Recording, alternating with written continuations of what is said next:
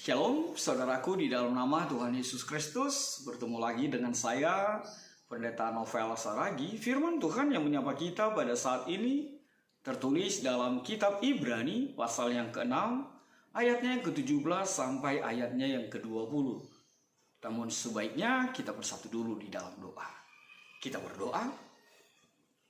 Bapa di dalam surga, terima kasih Tuhan buat kasih setiamu, anugerahmu yang selalu melingkupi setiap kami. Tuhan Yesus yang baik, satu kerinduan kami mau disapa oleh kebenaran firman-Mu. Maka berfirmanlah Engkau Tuhan, sebab kami siap untuk menerimanya. Amin. Shalom saudaraku di dalam nama Tuhan Yesus Kristus. Seperti yang saya sebut tadi, bahwa firman Tuhan yang menyapa kita pada saat ini tertulis di dalam Ibrani pasalnya yang ke-6, ayatnya yang ke-17 sampai ayatnya yang ke-20. Begini dikatakan. Karena itu, untuk lebih meyakinkan mereka yang berhak menerima janji itu akan kepastian putusannya, Allah telah mengikat dirinya dengan sumpah, supaya oleh dua kenyataan yang tidak berubah-ubah, tentang mana Allah tidak mungkin berdusta, kita yang mencari perlindungan beroleh dorongan yang kuat untuk menjangkau pengharapan yang terletak di depan kita.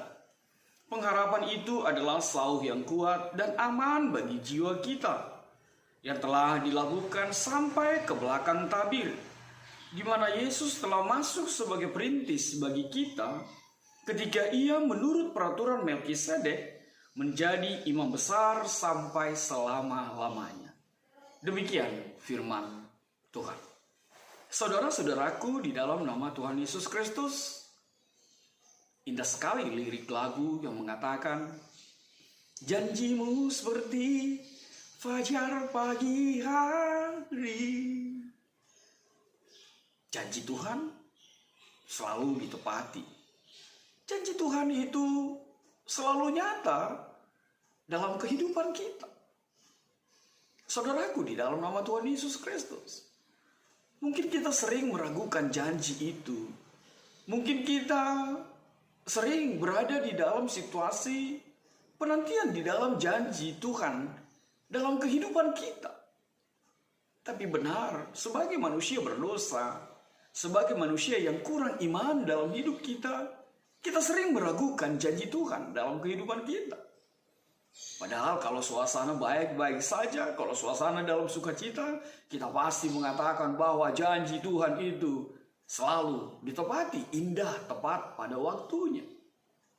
Benar, menunggu itu sangatlah membosankan.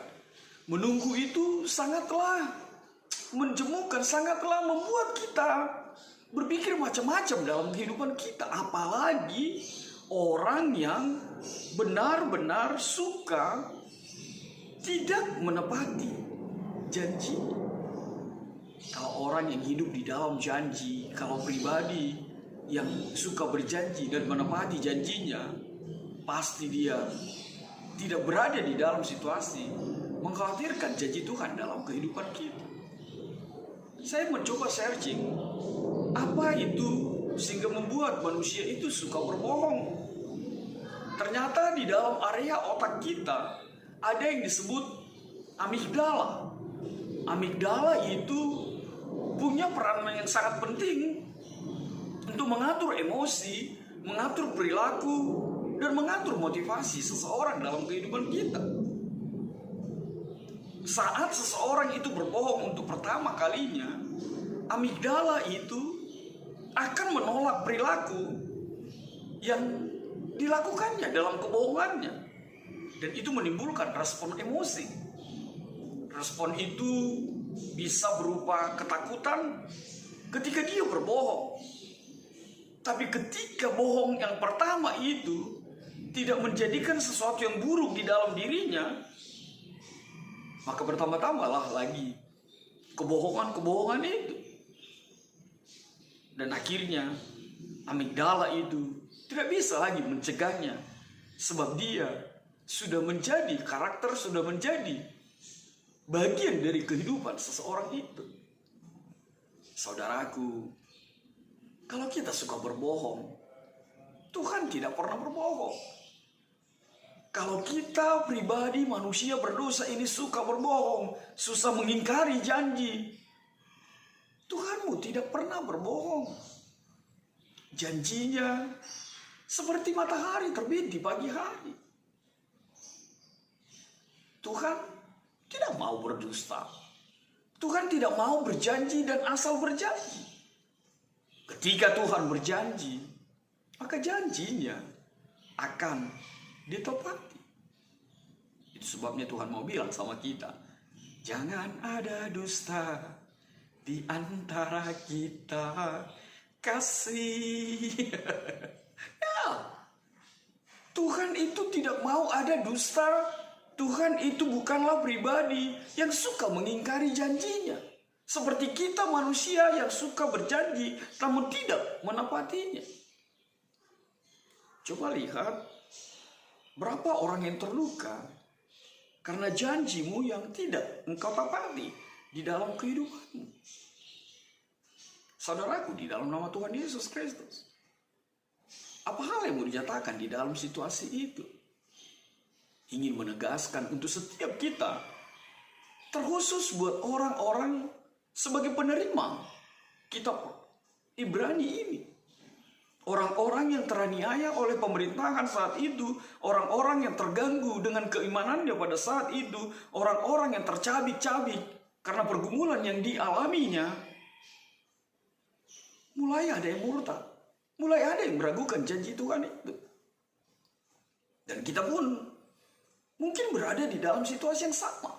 Engkau tercabik-cabik, engkau merasa berada di dalam pergumulan yang berat, engkau berada di dalam kerinduan dalam sebuah janji yang Tuhan nyatakan dalam kehidupanmu. Saudaraku, imanilah. Melalui nats ini Tuhan mengatakan bahwa Tuhan tidak pernah mengingkari janjinya.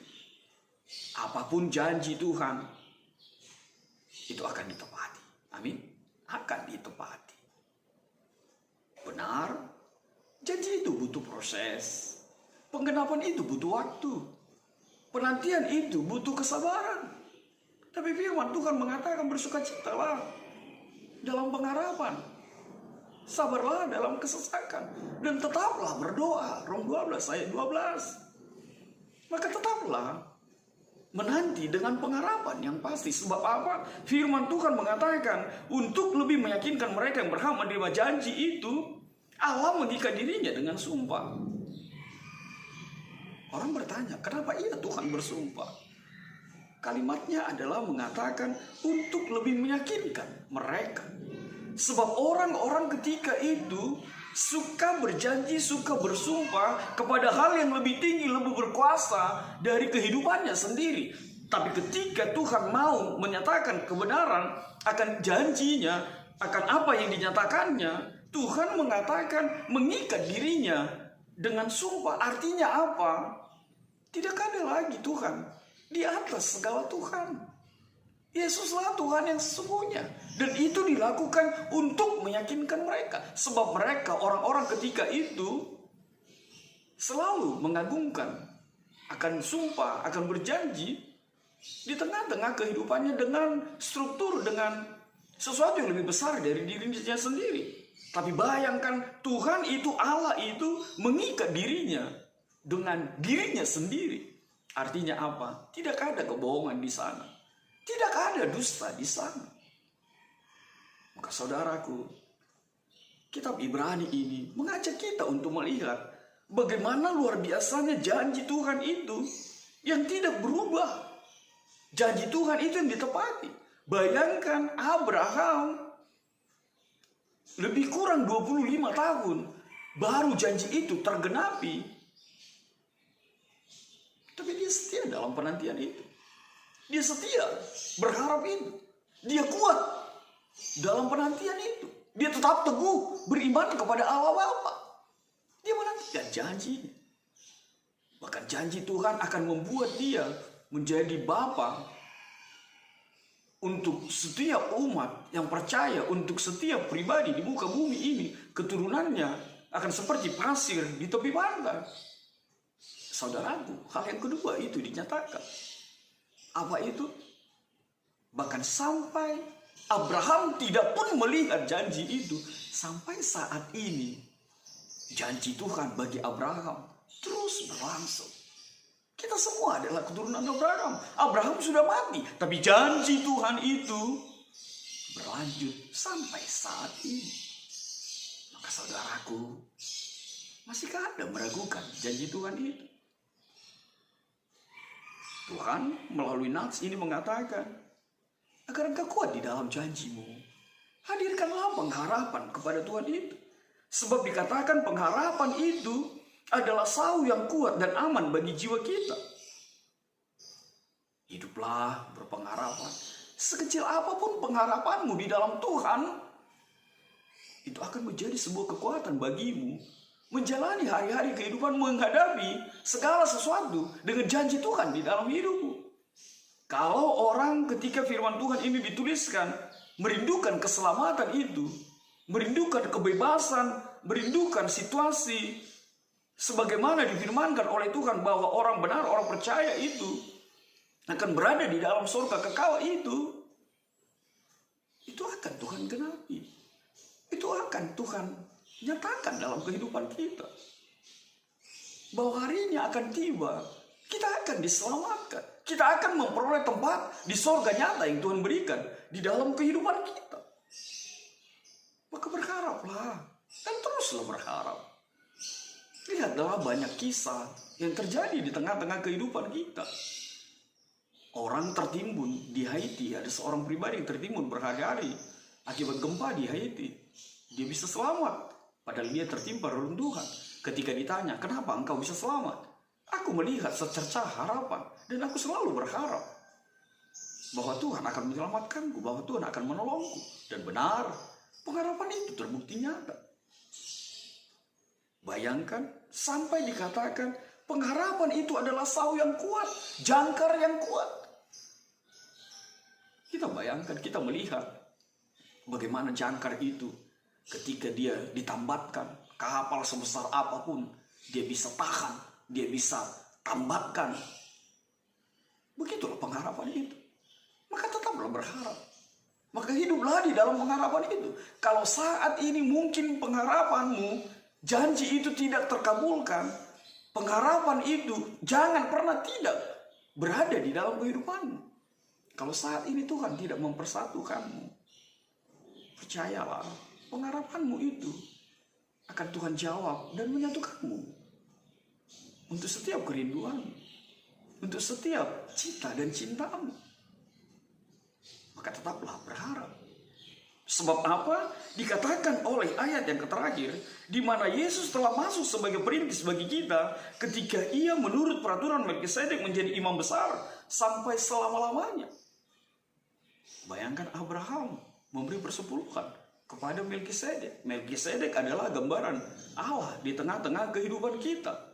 Tapi imam ketika itu, Melkisedek pada saat itu digambarkan adalah pribadi yang bisa sampai ke ruang ke belakang tabir itu hanya sekali setahun.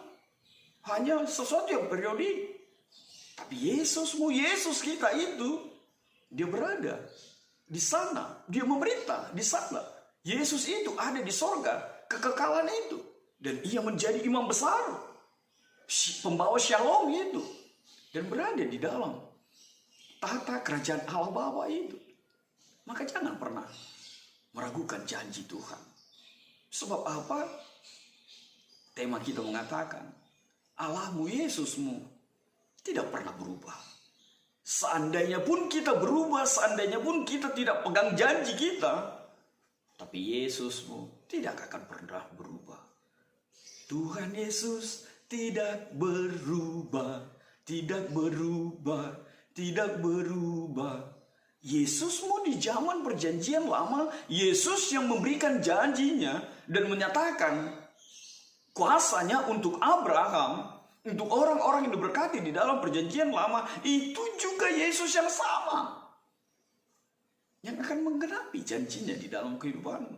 Sebab dia tidak pernah berubah. Dan dia tidak pernah mengubah janjinya di dalam kehidupanmu. Maka saudaraku, apa yang mau kita petik di dalam kebenaran firman Tuhan ini? Kalau kita pendusta, kalau kita suka bohong, Tuhanmu tidak pernah berbohong. Tuhanmu tidak pernah mengingkar janji. Makanya, kalau tidak suka, atau kalau tidak nyaman dibohongin, atau kalau tidak suka menunggu janji yang tak pasti itu, kalau sakit, maka jangan berjanji. Cukuplah janji Tuhan yang menggenapi dalam hidupmu. Lalu apa yang kedua? Tetaplah berharap. Sekecil apapun pengharapanmu itu untuk sesuatu di dalam kehidupanmu. Berharap pasangan hidupmu, umurmu sudah sebagaimana, tetaplah berharap. Anda merindukan sesuatu dalam keluargamu, tetaplah berharap. Anda merindukan pertobatan untuk pasanganmu atau siapapun itu, tetaplah berharap. Sebab pengharapanmu akan indah, akan membuatmu bersuka cita, sebab Yesusmu akan menggenapinya. Lalu apa yang ketiga yang mau dinyatakan dalam kebenaran firman Tuhan ini? Tidak lain adalah tetaplah hidup di dalam janji Tuhan. Sebab sejak zaman perjanjian lama, perjanjian baru, dan kita sampai saat ini, kita hidup di dalam janji Tuhan. Kalau Tuhan berjanji akan mengangkatmu, kalau Tuhan berjanji akan memberikan sorga nyata dalam hidupmu, maka imanilah itu. Tuhan memberkati. Amin. Kita bersatu dalam doa. Bapa di dalam sorga, terima kasih Tuhan buat kebenaran firman-Mu, Tuhan yang tidak pernah berubah, menjadi kuat kami akan janji Tuhan, akan pengharapan kami, bahwa di dalam Tuhan janji itu akan ditepati. Dalam kasih-Mu Tuhan Yesus, enyahkanlah virus corona ini. Amin.